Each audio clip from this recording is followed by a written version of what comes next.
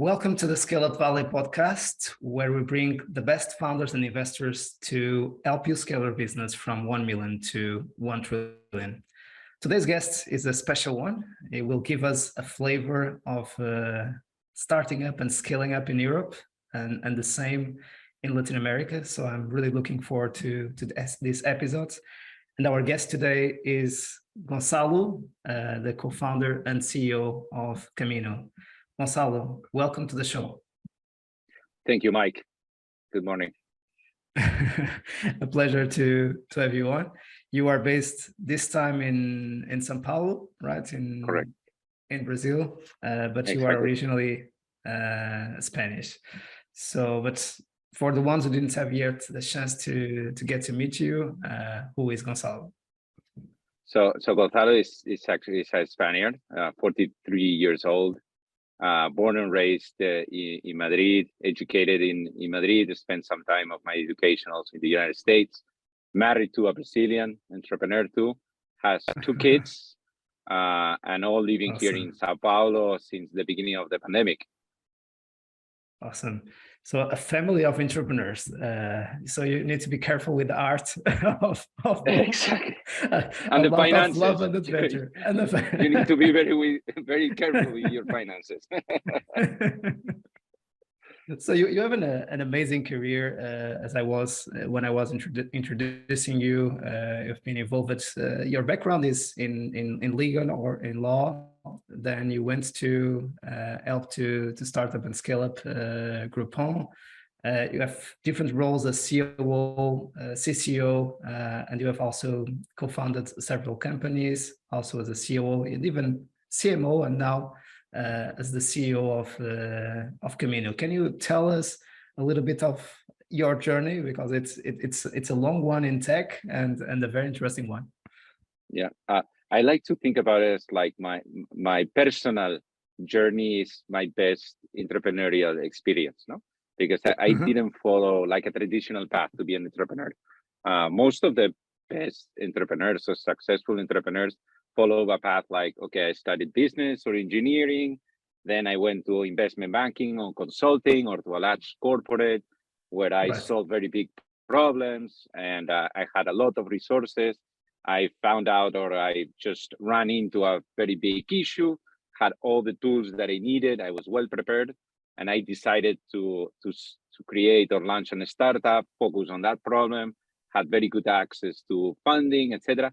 So that's like the typical journey. In my case, it's nothing compared to that. No, I was born and raised in a family of lawyers. My parents focus a lot on education, it's true, but a lot of focus on let's say law, history, etc. Nothing connected to business. So until I finished university, I had very little connection to business. So I started as a lawyer at a great legal firm, which was Clifford Chance, that is sort of like the BCG or McKinsey of the law firms. So I had a great contact to large operations, large clients like JP Morgan, Goldman Sachs, etc., because I was working in the financial services department, but had no impact, no connection actually to the business. And that was what I actually envy, no? So after 2 years in the law firm, I decided just to quit, which was really, really scary, because at the end, and one advice that sometimes I give to younger people, it's at least get something out of that experience that is not so awesome, like being at a McKinsey or a great law firm, etc., because you get some tools, no? Maybe I quit it too early, and I started a business on my own, no tech business, and it was really, really hard for me. So it has been a really, really intense entrepreneurial journey up until now. That's amazing. Really, there is not a playbook to be an entrepreneur, and I would say that the most mature ecosystems also are showing that kind of pattern, right? So that entrepreneurs can come from anywhere. Maybe just a thought that came out from your own trajectory. Yeah. No, reality is that here at Kamino and previously at OnTrack, we were very focused on bringing people that would follow or fit into certain pattern. reality that as the startup ecosystem has exploded, you see people coming from different backgrounds that actually can do even better than those profiles. Because at the end, if you follow certain pattern, you're always going to get good results, but nothing different to the rest of the people that are actually following the same path. If you actually bet on different talent, you will get different results. And that's what we are seeing now. We're just betting on people that are not actually coming from the traditional path of consulting or investment banking. Exactly.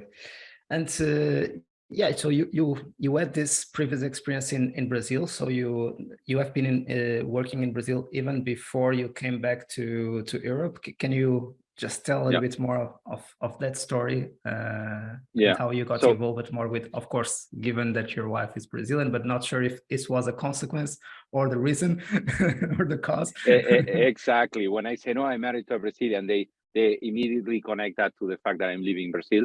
The reality is that I have, like, let's say, more than 20 years of working experience. My first 10 years were in Spain, focused on investment business, okay?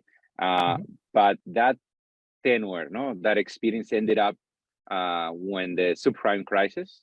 So I decided to do an MBA, and that's more connected, let's say, to the traditional startup path. And I studied the MBA at IESE, which is a traditional business school in Spain, very connected to entrepreneurship, more on the family side. So large industries, let's say, created or built by families, send their kids to that school. So they have a big tradition in entrepreneurship. So I was connected to that environment, and that just simply gave me even more interest on launching my own business. By that time, Europe was not going through a great time. It was quite depressing. The reality is that Europe has an amazing lifestyle. You have very good education for very little money, very good health. It's actually a great place to live, but there's very little upside on taking a big risk and very little downside on actually just picking a normal path of working for a law firm or consulting or a large corporate like Banco Santander. No? So when I was in the middle of the MBA, my friends decided to organize a trip to Brazil. It was Réveillon, which is basically New Year's Eve in Brazil. It's a great vibe. Never been in New Year's Eve in 30 degrees at night, in the beach. Great food, great drinks, great vibe, a lot of young people.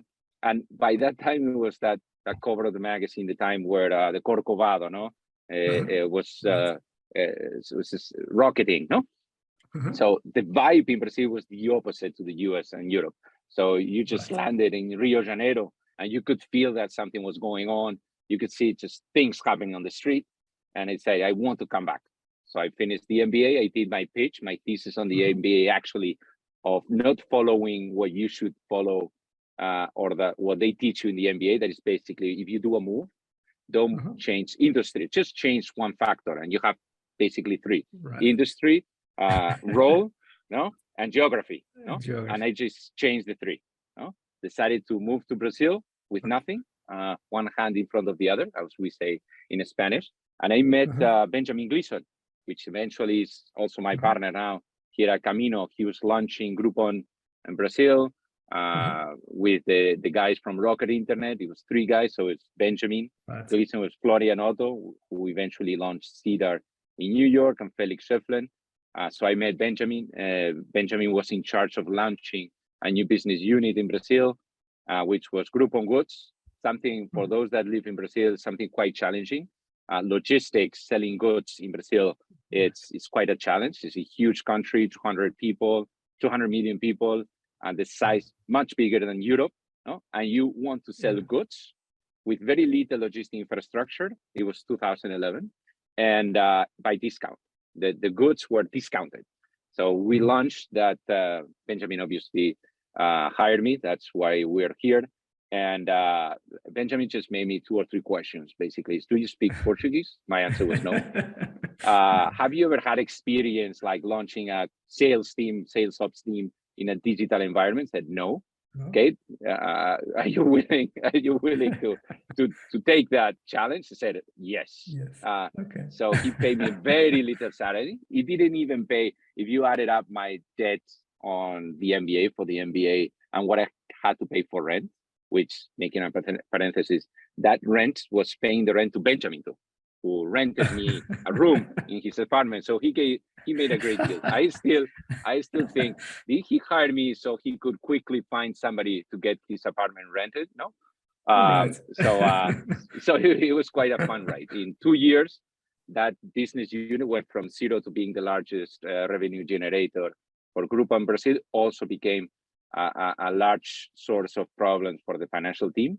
That was also the reason why I got very connected professionally to Benjamin, because Benjamin was also, apart from being the general manager of Groupon Brazil, was also the CFO. And then Guto, who is the third co-founder at Kamino, then became the CFO when Benjamin left to found Tiabolso. So I started working very closely with Guto, who was the CFO, and then now is the CPO and founder here at Kamino. So that was the reason why I moved to Brazil, making it as short as possible. Exactly. I know your story. It's difficult to tell it. I'm old. I'm also old, no? 43, so it cannot be that short. Exactly. And the good part is that you have amazing stories. You don't have kind of that boring career that you don't have nothing to add, or you can summarize it in almost a sentence. The tech scene, if you put tech scene in Brazil 2011, 2012, it's very hard that you find somebody that is going to tell you boring stories. I think LATAM in general, in that time was the moment, the tipping point. No? Right.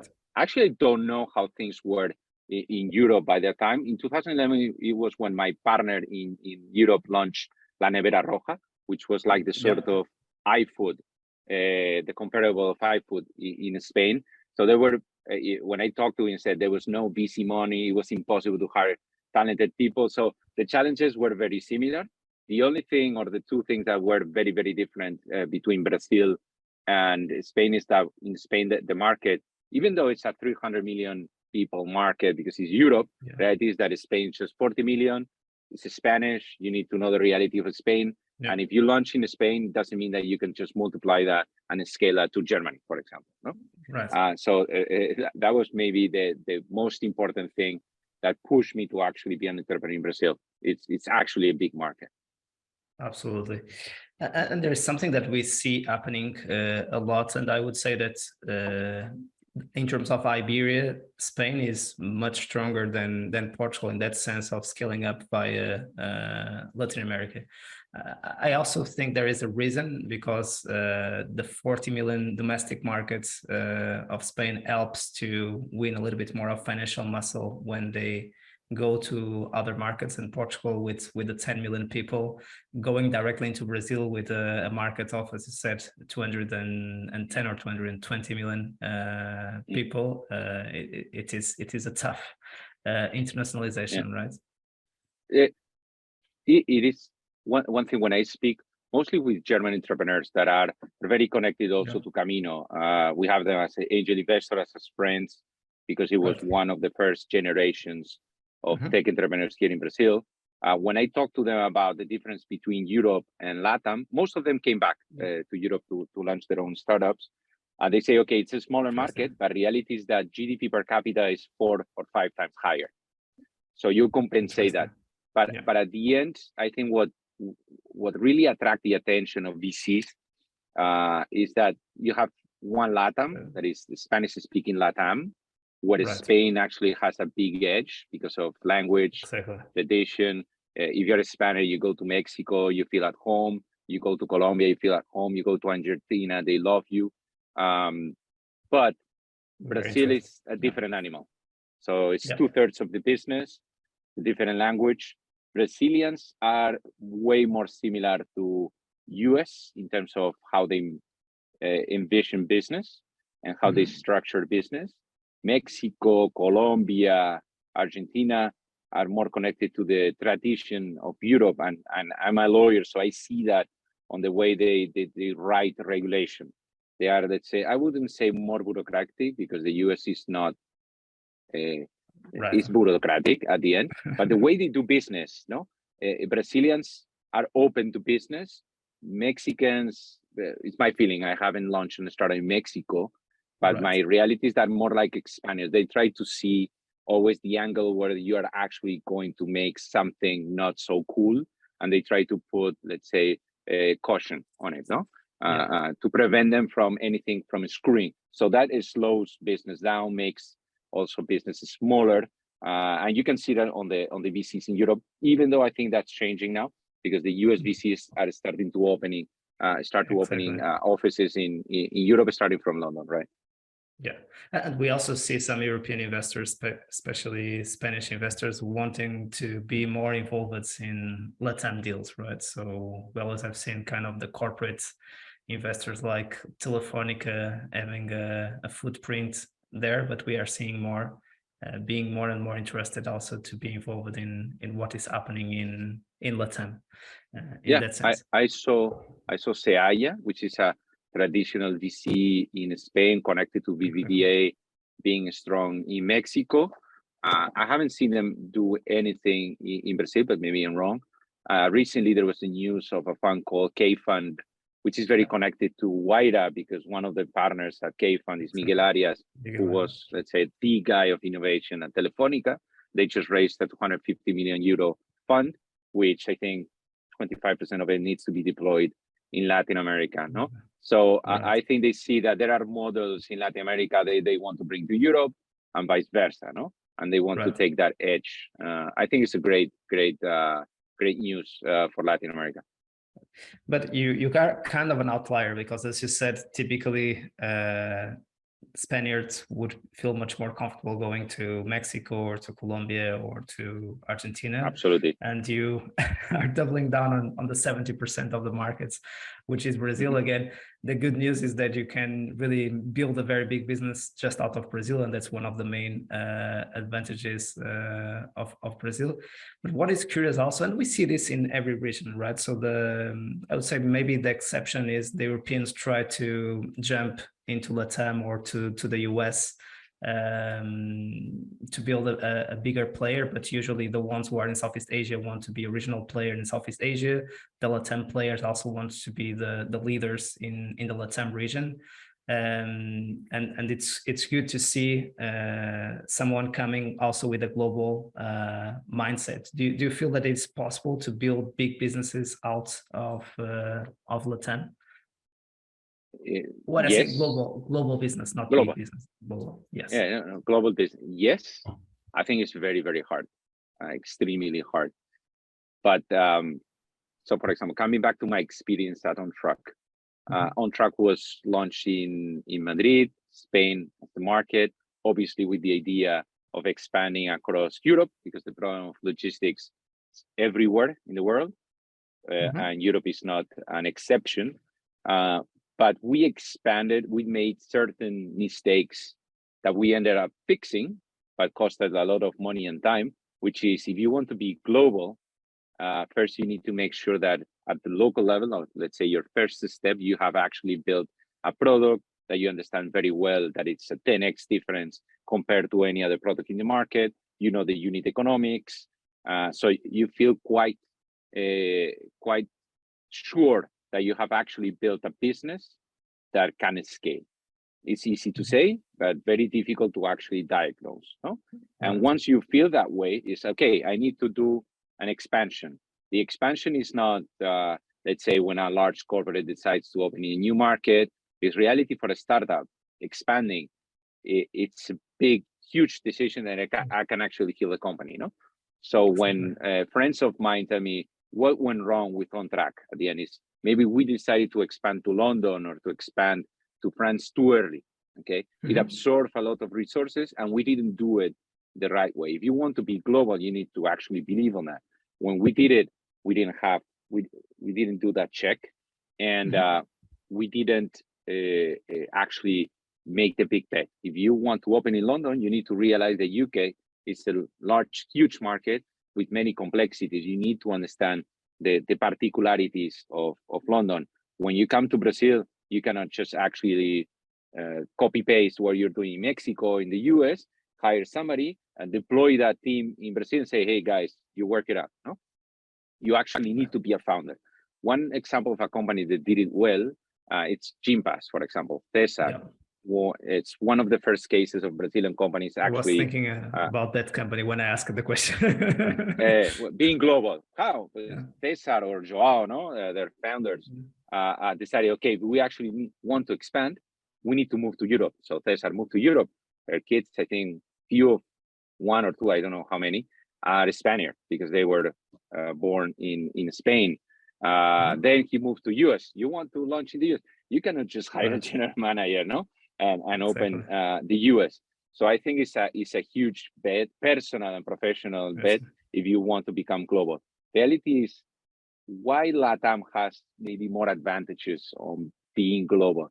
I think it's so difficult to be an entrepreneur in Latin America that if you actually crack it in Latin America, you're just a genius. You're a hero. So I think you can, and you actually know the playbook, what actually make you successful, and you have resilience. To actually succeed in LATAM is not 2, 3, 4 years journey, 10, 12. Think about Creditas, think about Gympass. They have been here for many years, and they're still LATAM is still their core business. So I think you just need to think it as a marathon. 50, 60 years from now, we will see companies like those actually being global. But you can expect those companies to actually be global in 5 years. Maybe there can be a case, but if we actually push too hard, we're just going to kill those companies. But they can. That doesn't mean that they cannot be global. And it's curious to see that some of the founders that you have mentioned are Spanish-speaking founders. That one in Brazil, like Sergio from Creditas, and what was the other one that David Vélez from Colombia, Nubank, Colombia. Exactly. Nubank has been a tipping point also actually from internal and external point of view. Everybody looks at LATAM now because of Nubank, and internally people, young generations are, let's say, actually looking at the tech career, the startup career as a great possibility of financial wealth because there was a Nubank. So those are the companies that actually make a difference. I always also use it in our pitch. It's like if you look at the US in the 90s, the market cap of the biggest companies in the US were basically dominated by non-tech companies. 20 years later, 70% or 7 out of the 10 largest companies in the US are tech companies. And I think if you include one traditional tech company in the US, it actually makes out of the 8. In LATAM, we're exactly in the same moment. We just have Mercado Libre, maybe Nubank in a few short period of time. But I strongly believe that it's not going to take 20 years in LATAM. It's going to be shorter. Exactly. But yes, where the opportunity comes. You have foreigners, but you also have great talent here in Brazil and in LATAM. You see many Brazilians that would normally study in the US, stay there and make a career in the US. Now they're coming back. So I think it's basically, you have some outliers that are foreigners, but I would say 95% of the successful entrepreneurs are local entrepreneurs. Exactly, and the good thing is what we see also in the US and starting to happen also in Europe, which is the second and fourth generation of founders coming to start their own companies, or even if they don't want to start their own companies, they are being executives who already know how to scale the companies, at least from one stage to another, and becoming also more specialized. I just go from 1 to 5 or 1 to 10, from Series A to Series C, or I only want to go from 0 to 1 because I ate then the bureaucracy after the 1 or 5 million or 10 million ARR. I think you touched there a very important point. I think people do not realize, or the people that come outside of LATAM do not know. In LATAM, has always been very hard to launch a company. It doesn't matter if it's a tech company or a venture-backed company. It's actually very difficult to access funding. Okay, no matter the source. Okay, so but reality is that LATAM has built great companies. It has great entrepreneurs. LATAM, and Brazil is not an exception. It's actually it's a country that has an amazing inventory of great companies. And if you look at those companies, we can call them non-venture backed companies. They have been able to grow really fast. They're really profitable. They are companies that have a big tech component and have never been venture backed. Why? Because VCs were not looking at Oof. LATAM. Banks Right. were not looking at those sort of companies. If you look at the financial sector in LATAM, it's dominated by 4 Brazilian banks. It's a great profit pool. So, and why? Because they actually are constantly giving the money to the same companies, and they have conquered the, let's say, the individual, how you say, persona física in Portuguese. So they're focused on individuals and large corporates, no? And it's a great profit pool, no? So there is this inventory of companies that actually move the needle, that are the biggest generators of new GDP, that nobody's looking at them. It's where Kamino is focused. But I think it's the strength of LATAM. Has a lot of entrepreneurs that have been able to grow with no funding, bootstrapping. And that's what makes actually very strong LATAM in the upcoming years. Yeah, and this is a great introduction to maybe we could stay here for hours just talking about your career and your thoughts and your different ventures, but it's really impossible to cover it all in just one episode, which is a great excuse to have you back to have another episodes. But let's introduce your vision, why you came back to Brazil, why Kamino, what you are building with Kamino. So help us to connect the dots to understand how you coming back to Brazil and Kamino and the why comes together. Well, I think you have already had like 240, 250 episodes, right, in your podcast, right, Mike? Exactly. And you have interviewed very good entrepreneurs from Latin America, amazing entrepreneurs from Latin America, VCs. You have had a great taste of what's going on here in Latin America, no? When we started as entrepreneurs in 2011, it was a great place to start a company, but there were many obstacles, okay? So that was from 2011, 2014, my first entrepreneurial journey, when Benjamin started Guiaboso, when Sergio started Creditas, when David started Nubank, but there was no capital. So in fact, Nubank had to raise debt with Goldman Sachs in very difficult terms. He was very adventurous, no? Now, when I came back in 2020, what I see is a large region that has a big influence on the global entrepreneurial ecosystem, which is LATAM. It's an important piece of the market. Great source of, let's say, commodities, has a strong economy, but in terms of tech, has not really given everything it can. And it's in a tipping moment of actually transforming it. When you come to LATAM, you see that there is a lot of people frustrated with the lack of social mobility, with the large opportunities that Brazil, Mexico, Colombia, etc., always have, but they never realize. They never actually materialize it. No. When I came back in 2020, I saw Brazil as a melting pot. Mexicans coming to Brazil, Brazilians moving to Mexico to launch startups or to US, and there was big venture capital industry, which did not exist when I launched Pidu, for example, no? When we launched Pidu.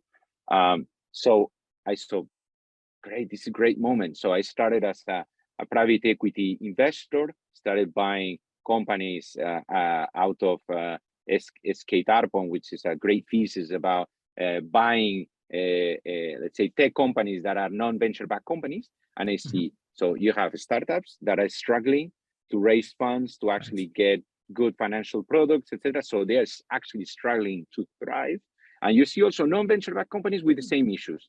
And all these companies that we call them high growth businesses, other companies call them new economy companies, those companies are actually the drivers of the new GDP. They're actually the companies that in the US in the 90s and beginning of the 21st century were the ones that drove the transformation of the US economy. Those companies need to be taken care of. Somebody needs to provide the infrastructure they need. And that's what Kamino is actually doing. No? And other entrepreneurs are actually trying to fix or help those type of companies from different angles. In our case, we're just trying to provide them what we didn't have, which is a financial infrastructure. In our case, just for now, a bank account, a corporate card. But in the future, it's actually a complete software with banking embedded, where they can actually solve everything they need from a financial standpoint of view. Right.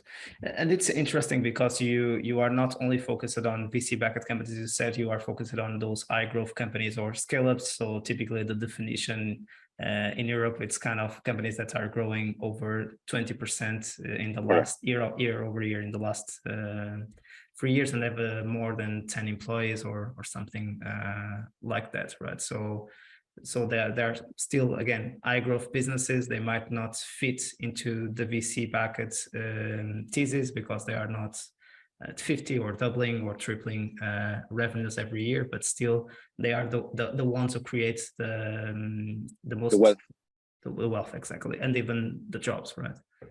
Correct. When we started studying, as any entrepreneur, no, they need to do the research. I was not only our experience as entrepreneurs and the conversation we had with more than 100 founders, we actually did some research, and we realized that the transformation of regions like the US or Europe were highly dependable on these type of companies. They represented very little in the number of companies across the region.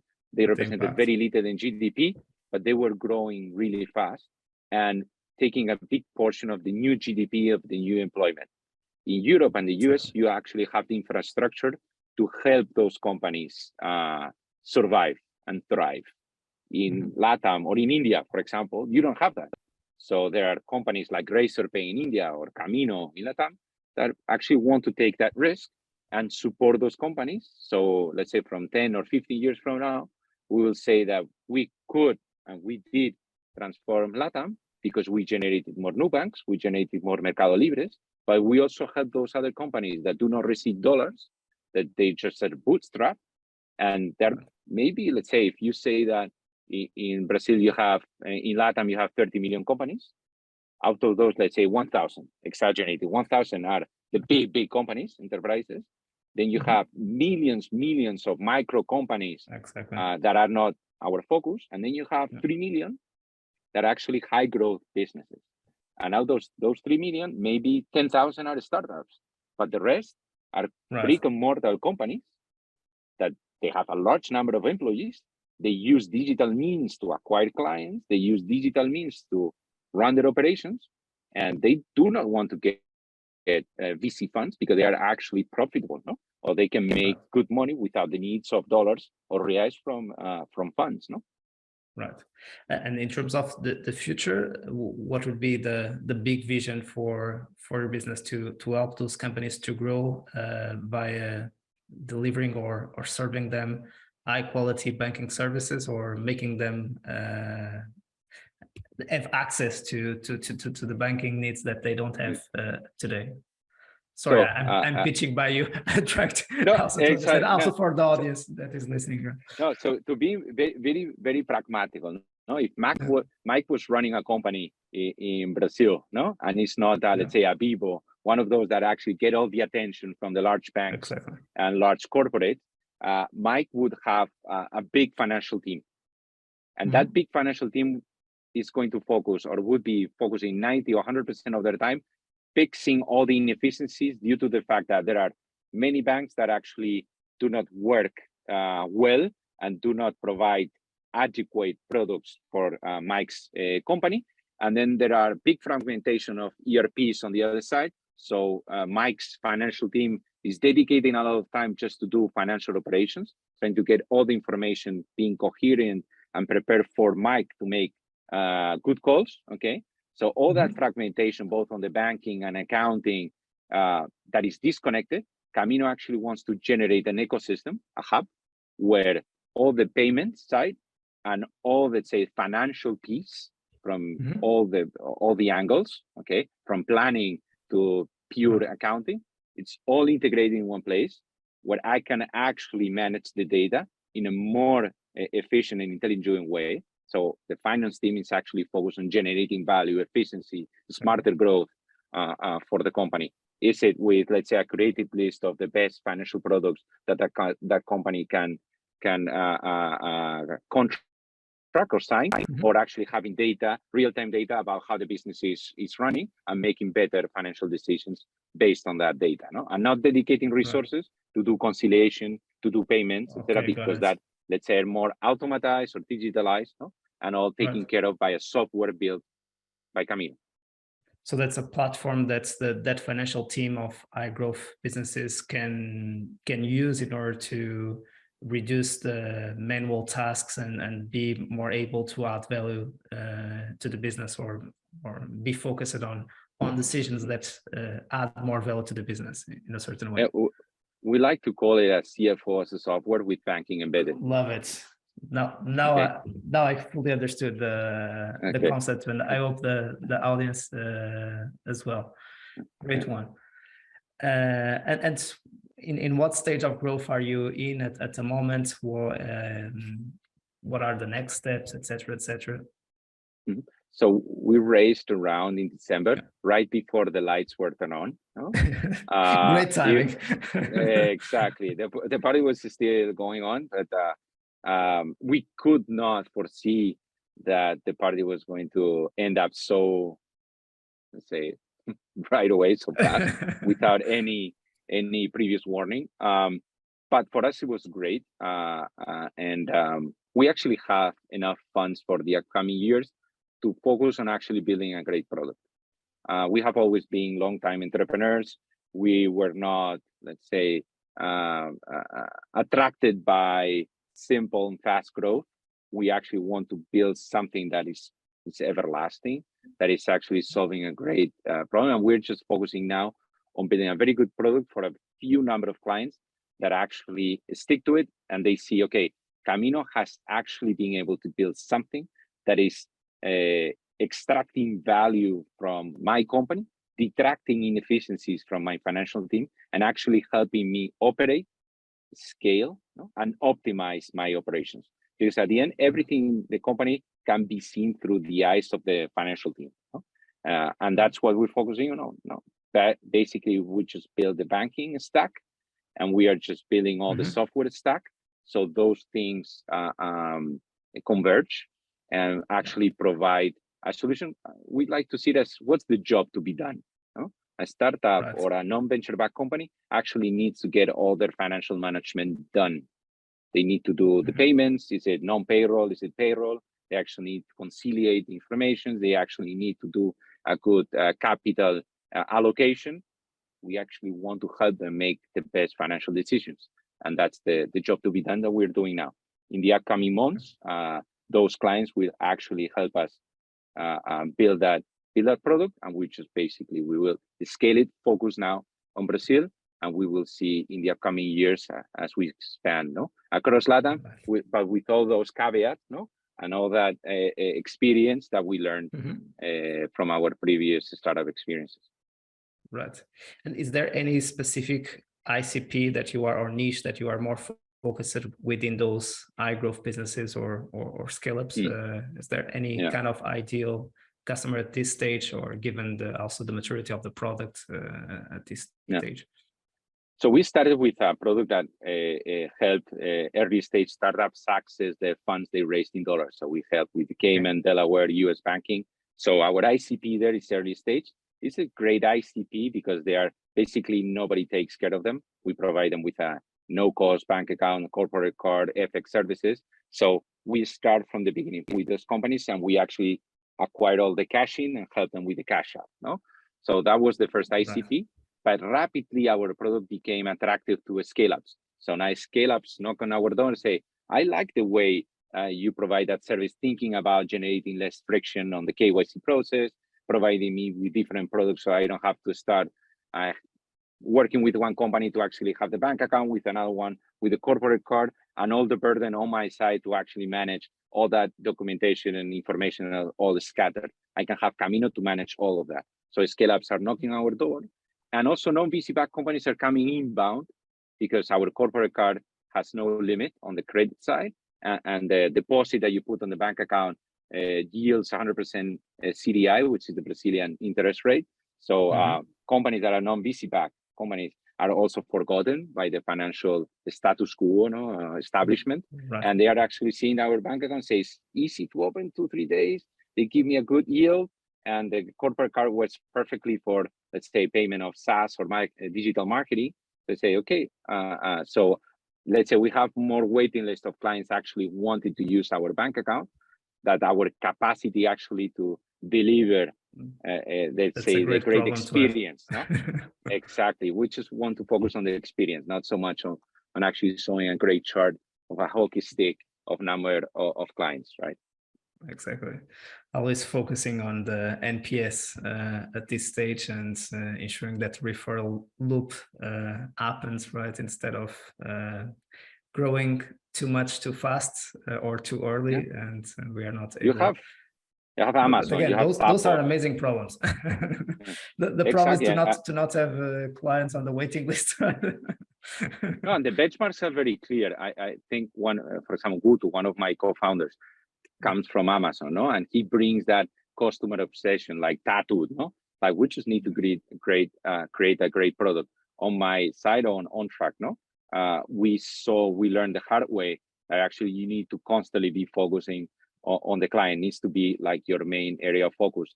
Benjamin, no, built Diaboso. It was loved by the clients and actually was the main source of client acquisition. No, I think if you actually build a great product, great experience, Nubank, no, basically double down. If you hear David talking, it's like my CAC.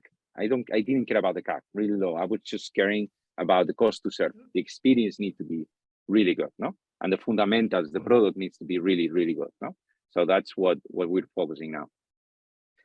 And this is a good point. If you would have to share some advice, given your different journeys, as we talked as a co-founder in different roles, and now leading the venture as a CEO, what would be your main tips for other founders, or something or some lessons that you learn along the way?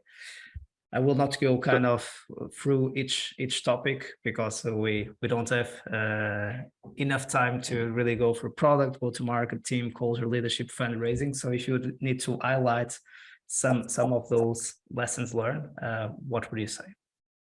So in my previous experience, we're, for example, very worried about competition. I think you just need to trust on your vision, yourself, and be a long-term player. That's one. Also, first-time journey entrepreneurs are very, let's say, distracted by fundraising. That you actually need to be a good fundraiser. It's true, but just being a good fundraiser is not going to make you a great entrepreneur. You actually need to be focusing on your business, your client, and at the very early stages, it's critical that the founders are very close to the client and the business. Okay. Mm-hmm. Also, another lesson, and we, as you say, we can be here for ages, no? But I think also, if you stress your focus too much on product and you forget about the go-to-market, you can build a great product and actually do not sell it, no? And there are some companies that do not have maybe the best products, but have a great go-to-market strategy, and they win, no? So don't forget about thinking of your go-to-market. And lastly, maybe the most importantly, is culture and people. Some of the learnings that I would give to founders: be very, very objective on this matter. Nobody has been blamed for telling the truth, and you need to be very honest with yourself and with your team. Some people that you hire now might not be the ones that you need on, let's say, other stages of the company. And if you're very transparent, people are going to understand it, and you're going to actually do your job as a CEO or as a CPO or as a CTO. You actually need to make sure that you have the right people at the right role. And that's your main role. If you don't do that, company is going to suck. One of my biggest learnings was one person, high performer in my team, that quitted my company because he told me I was a lousy manager. I said, why? Like, you have people here that are underperforming, and you are not doing your job of substituting that people and getting better people for that role. So I do not have confidence on you and your founders of actually making this company worth what it should be worth for me to stay here. No, so my stock options actually multiply value in the upcoming years because I don't have confidence on your capacity to do so. So it was a huge learning many years ago, but I still have it like very, very, very present. No, when I manage my team. Great one. So you even made me think, and it happens when I'm recording the podcast that then I get very involved in what you are saying and kind of writing down what you are saying. Great ones, and also your role now as the CEO of Kamino. What are some of your reflections? How do you get better? How do you ensure that you grow faster than the company? So. When I launched my first company in 2005, six, no, basically I was, let's say, the CEO, and I thought I knew everything, no, and I wanted to have everything under control, and I sometimes feel challenged by the people around me, no, and didn't manage that very well. Now, in a very different position, theoretically, way more experience, no, and I'm surrounded by great people. So my founders are Kutu, Pereña, who was the engineering director of Mercado Pago, amazing guy, no? Best tech guy in LATAM. And then we have Benjamin with a great experience in fintech. And you say it's quite a challenge, no? You can feel really challenged by having those people around you, but that pushes you a lot in terms of thinking, how can I manage a team of, let's say, of Cristiano Ronaldo's, Messi's, etc. But reality is, it's you just need to make sure that everybody's collaborating, that everybody's aligned, that you're actually building the right culture, that you're actually pushing the people to make the calls as fast as possible, that everybody's aligned on the goals, okay, and everybody's motivated. No? Also, Benjamin and I are focusing on the let's say on the more external piece, fundraising, investor relationships, corporate debt, no? And also I put my hat on, let's say, the business side, because okay, you are a CEO, but you're also a CEO of a 30 people company, okay, and you actually need to get the company to run and sell and learn. And I would say that's my biggest responsibility now, no, focusing on the growth of the company. Love it. So that's a great point, and it's also interesting to not forget how important it is to understand the team that we have in front of us. Sometimes we need to apply different leadership styles for different maturity of talent, let's say, and maturity of teams, right? So sometimes we need to give maybe more direction, more guidance, and to more senior people need to be careful, because they are the ones who will teach us and will help us to get into the next layer. And it's really important, especially when we transition, and it depends, of course. You have a luxury or not a problem. You have a great advantage, because you start already with a very strong founding team who has been in different ventures and who know each other. You know also the strengths and the weaknesses of each other. You trust each other, which is a luxury to have that kind of founding team. But for other founders that maybe are starting with people that they don't know for a very long time, or that are not so experienced or so strong, maybe you need to provide a little bit more direction. But as you get into a scaling up mode, and you need to bring up or bring on guys that have been in multiple companies scaling up, of course the leadership style that we need to apply is a little bit different from the one that we applied in other stages of growth of the company. And there is no perfect situation, because when you have people that are so experienced, also you can think of, are they going to be hungry, really motivated, like 110%? And reality is that yes, we are all very hungry, no? And we are also very experienced. So say, do you work 24 hours a day? We can't, because we are older, and we have also other responsibilities. But I can look at Kutu and Benjamin and Pereña, Rodrigo Pereña, the CTO, and say, these guys, the 8, 10, 12 hours that they work every day, worth 20 of any other guy, no? And they actually are really focused. They go straight to you, are very transparent. I don't think that's the right path. Been there, done that, wrong path. So I think that's what investors have seen on our team, and also the fact that we actually want to solve a huge problem. So to young people, no? I think one of the lessons for Kamino is it's never too late, no? And it's also a great moment in LATAM. On the fintech side, I think there's a great opportunity, because in Latin America, for any fintech, you will hear that Latin America is actually in year zero in terms of solving the great problems that they have. You have the high growth businesses, which are actually, let's say, the game changers for the upcoming years. If whoever is focusing on that is actually going to make a difference on the transformation of the region, and actually providing founders and CFOs with a solution, as I told you, like a big headline, that CFO as a software with banking embedded. It's basically, we see trillions of banks. Banking is going to become a commodity. What company needs? The company needs actually a complete, coherent solution for all the financial needs. I think that's where the future is going to be in the upcoming years. But also for young people, I think health tech also in Latin America, it's becoming a huge topic, because if you see personally, I come from Europe. I was paying a small amount for a health insurance, receiving great service at a public hospital. And when I was hiring talent, I was not worrying about was my health insurance, if kids are going to pay or not, and here it's actually an important piece of the decision, because it's really expensive.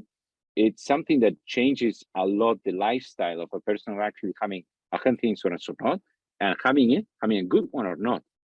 So education, the same thing. And I think it's important for people from the US and Europe to listen to that.